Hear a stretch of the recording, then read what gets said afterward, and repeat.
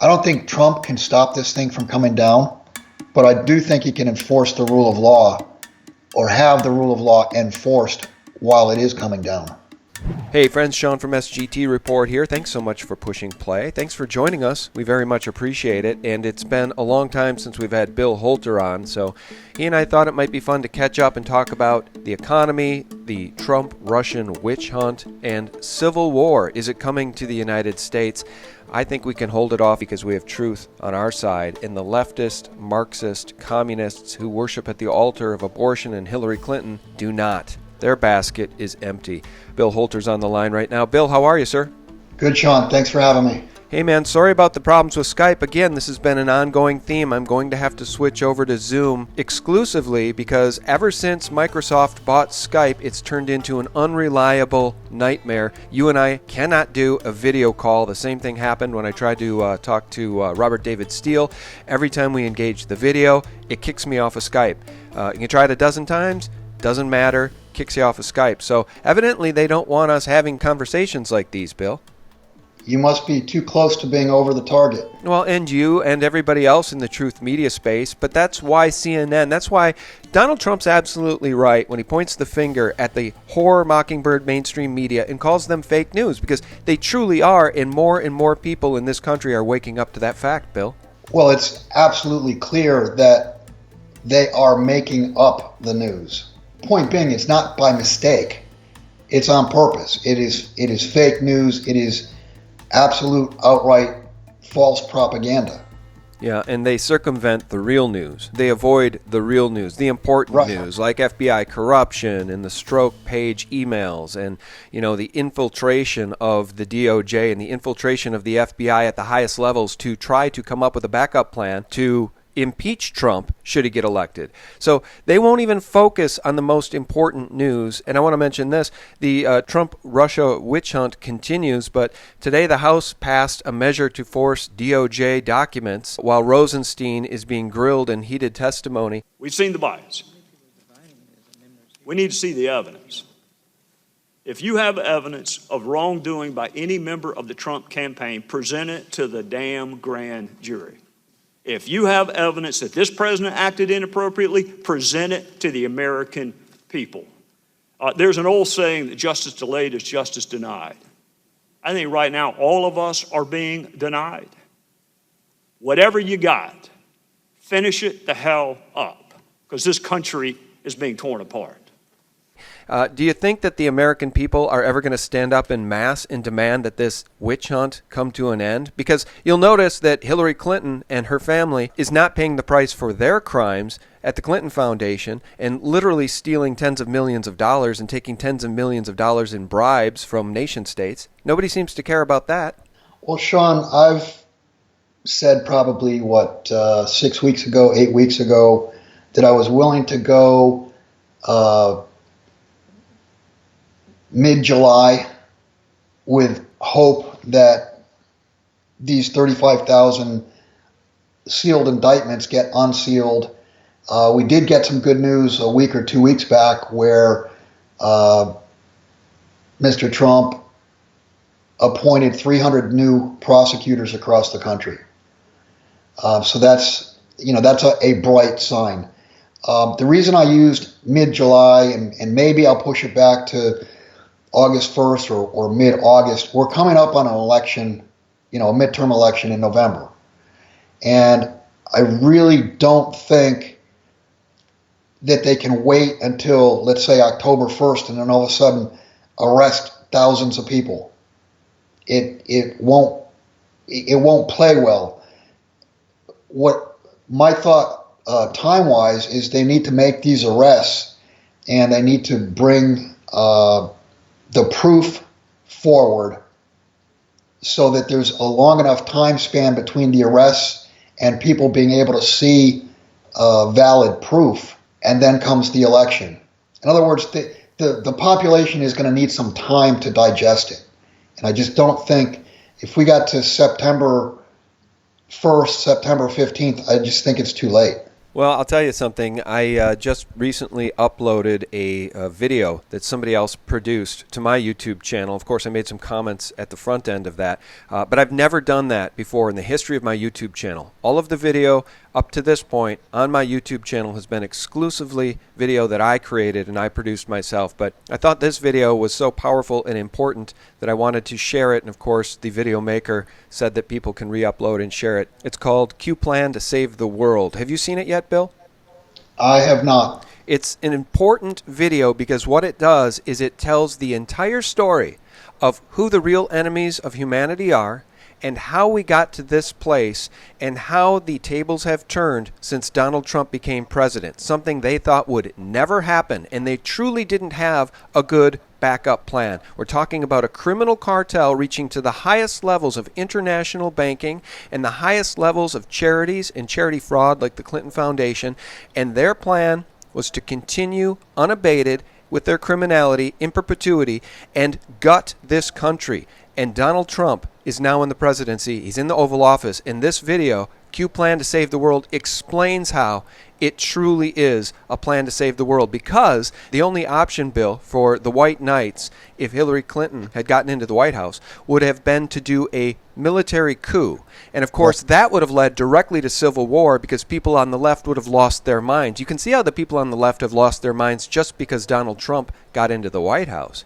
Right? Imagine what would have happened if Hillary would have gotten in, the traitor she is, the international criminal that she is, supported by all these crazy Marxist leftists, and then the white knights would have been forced to do what? Either stand down and watch America be gutted, or do a military coup.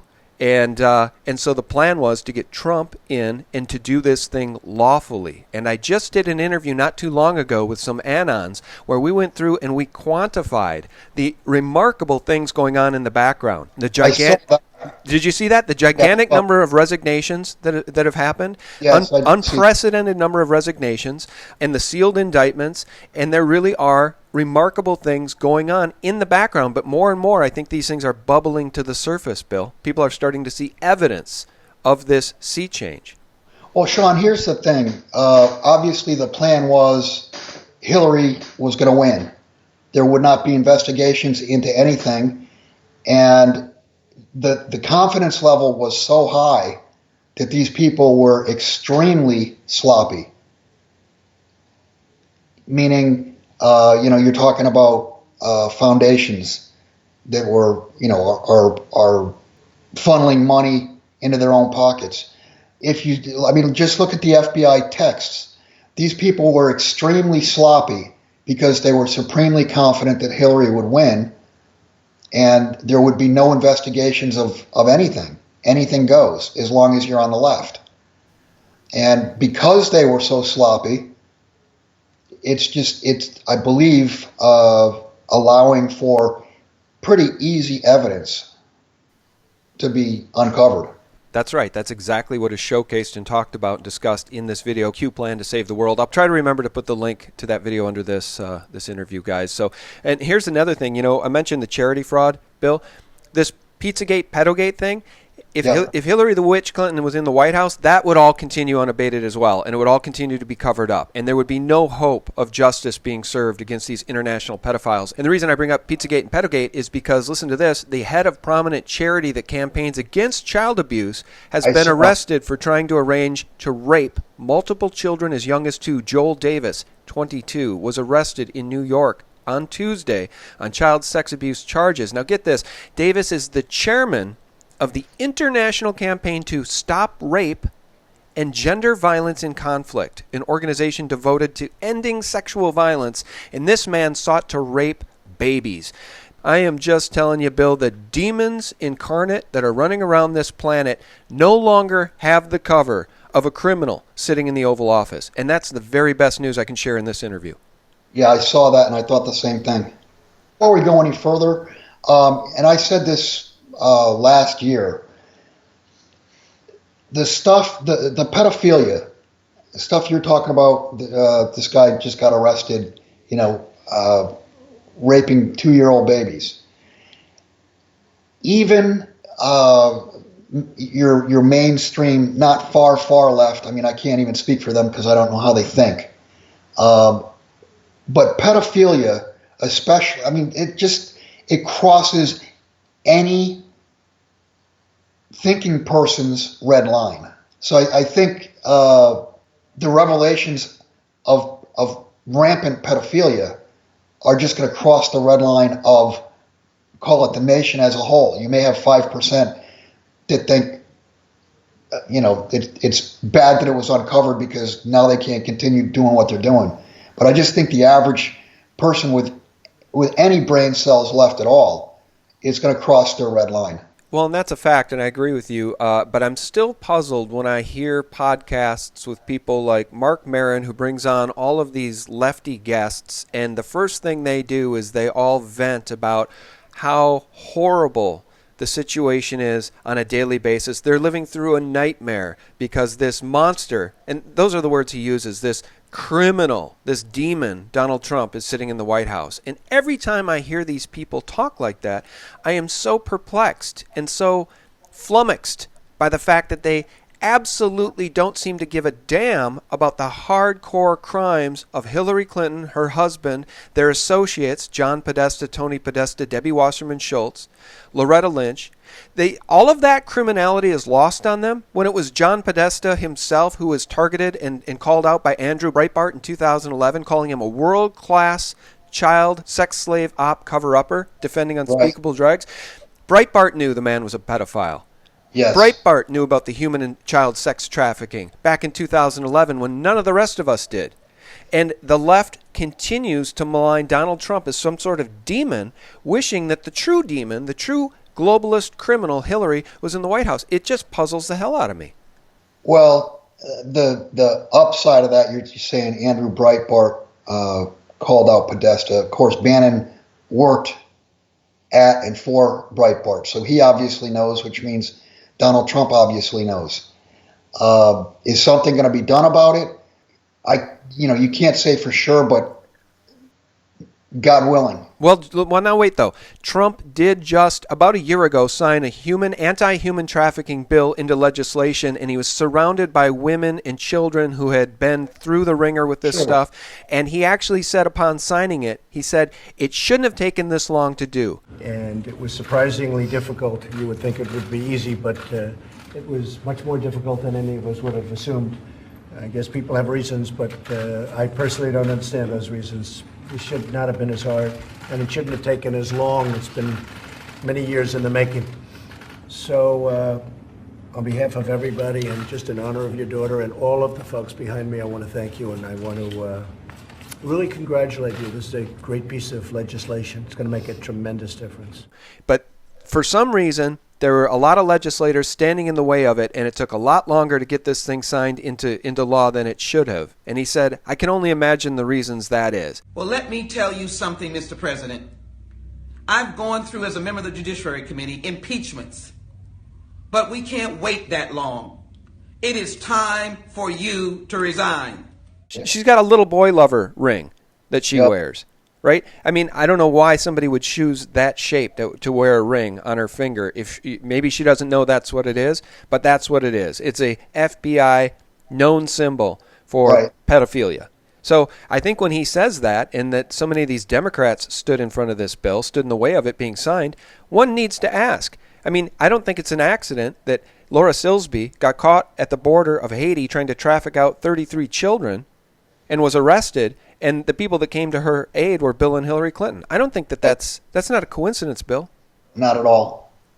So good things are happening because Trump is in the White House. The other good thing I see for the economy is he said he's going to put America first, and he's willing to engage in this trade war with Germany. And there was an excellent video I watched from Black Pigeon Speaks saying that he absolutely can and will win this trade war because Merkel is at so much risk. Her own people despise her because she's opened the borders to unlimited immigration, and the people are absolutely fed up. They're ready to hang this woman. And on top of that, she's losing control of her economy because Trump is now going to force Germany to pay its fair share for its own defense. So he really is putting America first, and he's taking on some of the biggest globalists in the world. He's taking on Macron. He's taking on Merkel. He already beat Hillary. I mean, anybody that says that this isn't a sea change is, I guess, living in a different dimension than I am. Yeah, the way I see it, Sean, is America First would have worked back in, what was the year, 1992, when Ross Perot ran, and it was so against NAFTA. It would have worked back then because we were not as, the U.S. was not as highly indebted, the world was not as highly indebted. America First now, yeah, it's a wonderful concept, but the problem is there's so much debt that's been built up. Trade, think of trade as your weekly or biweekly or monthly paycheck. And if trade slows down, the equivalent would be a smaller paycheck. And the problem with a smaller paycheck now is all this debt has to be serviced. A slowdown in trade is going to bankrupt some weaker credits, and there will be contagion. So while, yeah, America First is a great concept, I mean, we've been ripped off for so many years, but the problem with it now is, I mean, America First could literally break up the EU. Well, listen to this. Listen to these headlines. Merkel's hell. German stocks slide as Trump's war hammers the German economy. Merkel's nightmares. German car giants become first victims of Trump's trade war. And there was another headline here that I read, Bill, saying that Deutsche Bank stock has now sunk to a new all-time low thanks to Trump's trade war. I mean, he's taken these people on, and he's got them in his crosshairs. So I think we need to pray for this president because certainly, I'll tell you what, you remember that moment in the debate when he told that globalist Rothschild agent and uber criminal Hillary Clinton that she'd be in jail? Yep. I got goosebumps when he did that because I know what a powerful crime cartel boss she is. I know about the Clinton body count. They have hit teams. He had the balls to say that to her on a national stage, and I'll tell you what, it resonated with me because even if he didn't win, especially if he didn't win, he was putting his life at risk to say that to such an uber criminal. And I firmly believe that if she'd gotten in to the White House, we would be experiencing the exact same thing in this country that the Germans are experiencing because of Angela Merkel's globalist policies. Or worse. And when I say or worse, you, I, anybody in the truth media, we would be targeted big time. Well, and we already are targeted, but now we have the cover of truth. We have the cover of a DOJ, hopefully, and an FBI, hopefully in the future, and a Department of State Department, hopefully, that will serve justice and truth. Now, keep in mind, Trump dismantled the 7th floor at the State Department, the shadow government that Hillary had put in and Obama had put in. That's gone. So we do have the cover now, hopefully, of a president that will not abuse his power like uber criminal Hillary Clinton would have. Guys, if you want to see that video I mentioned, it's called Germany in the Crosshairs of American Empire. It's by Black Pigeon Speaks. It's a fantastic video, and Black Pigeon Speaks does such remarkable work. But let me ask you this, Bill. Had Hillary gotten in, we know that Bill Ayers and the Weather Underground and the infiltration of the Weather Underground by Larry Grathwohl, indicated that these people, these Marxist, demonic communist people, I think defined by people like Obama and Hillary Clinton, their whole plan was to usher in their communist vision for the United States.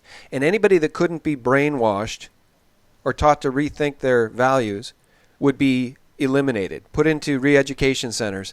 I ask, well, what is going to happen to those people that we can't re-educate, that are die-hard capitalists? And the reply was that they'd have to be eliminated.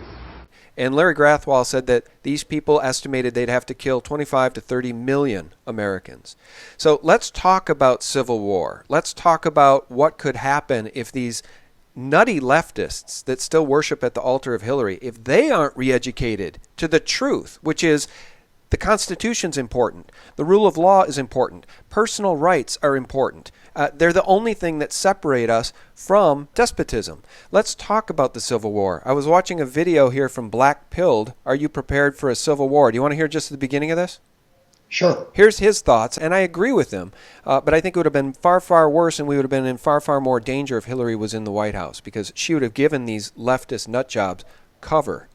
As tensions are growing in the United States, it's becoming more obvious why the left has been feverishly attempting to disarm the right year after year, false flag after false flag. But something that often goes unnoticed is also the subtle ridicule and demonization of the people that have been preparing for what now seems to be almost inevitable conflict between the left and the right. The demonization of people that many call preppers. The reason the left doesn't want you to have guns might be obvious, but why they wouldn't want you to have food, water, and shelter for your family might not be. It's not what you might think. It's not as much that they want you to be ill-prepared or unable to survive an armed conflict, as much as it is that they know that you will be afraid of initiating a conflict or even supporting those that might. If you are living paycheck to paycheck, or even if you have thousands of dollars in your bank account but no tangible resources, you rely on the system to survive. So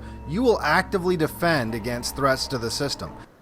I'll pause it there. I don't want anybody to initiate conflict, but I do think that we will need to stand up and defend ourselves should the leftists initiate conflict, which I think would have happened under a Hillary presidency. They would have fostered all of these race wars and civil war. They would have fostered it on purpose, and I think they would have brought it to fruition and made it happen, Bill. Yeah, I agree, and it's funny that you play that clip. I'm just about done with a piece talking about civil war, and I believe, in my opinion, just because of the financial situation, I believe that anarchy or civil war is a very high probability. And the reason being, at this point, just over the last couple of weeks, we've seen some really big pushes from the left. I mean, look what Maxine Waters did over the weekend. I mean, she's inciting violence. And if it was you or I, we'd be in jail. We would have already been arrested for doing that. You can't do that. But to this point, law-abiding citizens have not pushed back. And as I wrote in this article, people at this point have not pushed back because they haven't lost their assets. But if you just look at pension plans. They're grossly underfunded. People have worked their entire lives and expect to get their pension plan, get their pension payments. When it comes out that, you're not going to get your pension plan, your annuity is busted, your fractional reserve bank account is busted, your brokerage house closes, then you're going to have people who played by the rules their entire life and were law-abiding, good people, then you're going to have those people pissed. And going one step further, when the markets do break, it's going to include, obviously, the credit markets. This has been the biggest credit bubble in the history of history, and it's the largest, if you want to call it, from a global standpoint. It affects more people than ever. When the credit markets break, distribution is not going to happen. And I've talked about this time and time again. Distribution is going to break down. Store shelves do not stock themselves up overnight with little elves, making stuff in the back room. Everything's got to be trucked. Everything's got to be moved. And without credit, nothing will move. You'll actually have crops that rot and don't ever make it to market. So when credit breaks down, then distribution breaks down, and you've got what I call the hunger factor. And within 72 hours, that's 3 days. That's 3 days of not having food. You're going to have law-abiding citizens doing things that are unthinkable. Well, that's not a pretty picture. When you say that, do you think of like Cormac McCarthy's The Road? I mean, like ultimately things could be like post-apocalyptic in this country. Like we could experience what we've seen happen in Venezuela. Do you think it could really get that bad here? Or just maybe in certain parts of this country? Certainly could get that bad in certain inner cities.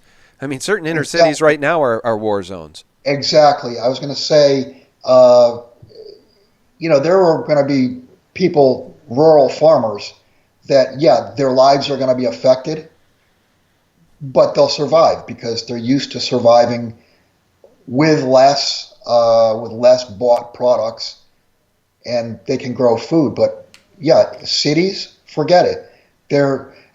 I could see cities being ring fenced to not let people out. At this point, people could listen to this and go, "Oh, the guy's nuts." Well, at this point, it's pretty much not even my opinion anymore. This is pretty much math. I mean, if you look at the financial system, you look at the debt worldwide that cannot possibly be paid back. You look at the assets that people believe have value today that mathematically, I mean, for instance, pension plans. We talked about it just a minute ago. Pension plans have a zero probability of paying what they've promised because they're underfunded now with markets at all-time highs. What happens when markets relax, or what happens when markets crash? So this is not my opinion that it ends up in anarchy. I mean, it's based on mathematics. It's based on the fact that the system, the financial system, mathematically cannot survive, and that obviously includes the credit markets, and everything runs on credit. Our way of life runs on credit. That's true for everybody else in the whole world too, every other country. And as we're seeing with Germany, with this game of chess that Trump is playing, he's really going to bring Merkel to her knees. And the rest of the world can't survive economically if the United States goes down. So it is really interesting to watch how the other countries, these other people, these other politicians, these other globalist politicians in other nations have to play ball with Trump. Because if they bring down the United States, all the dominoes go down. I think Trump just tweeted the other day that our economy is nearly twice as big as the Chinese economy.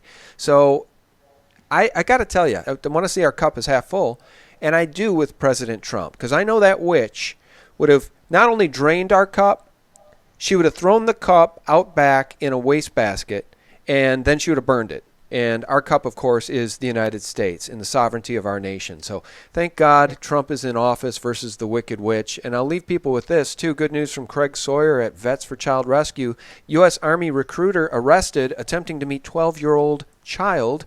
Decoy agent says, "We hunt guys like you. You're not hard to find, and we don't sleep." That's from Craig Sawyer, our buddy over there at Vets for Child Rescue. There are good people in this country, Bill. Good people that are standing up to evil. And all we needed was a chance. Nobody said that we needed a leader to come and save us. That was never the premise. What we wanted was somebody honorable to help take our government back, because it is a government by and for the people. We weren't looking for a savior. We were looking for somebody to re-implement rule of law. Oh, I agree with that. The rule of law part of it. Without a rule of law, there is no chance. To comment on what you had mentioned, if the United States goes down, so does the world. I would say it's the same. I mean, if Europe were, it doesn't even have to be Europe breaking up. I mean, you could just have one bank. Pick a bank. And obviously the most likely is Deutsche Bank. They go down, the whole financial system goes down. Everywhere. Well, I was going to end the conversation with that good news from Craig Sawyer, but you brought us back to the whole financial system coming down.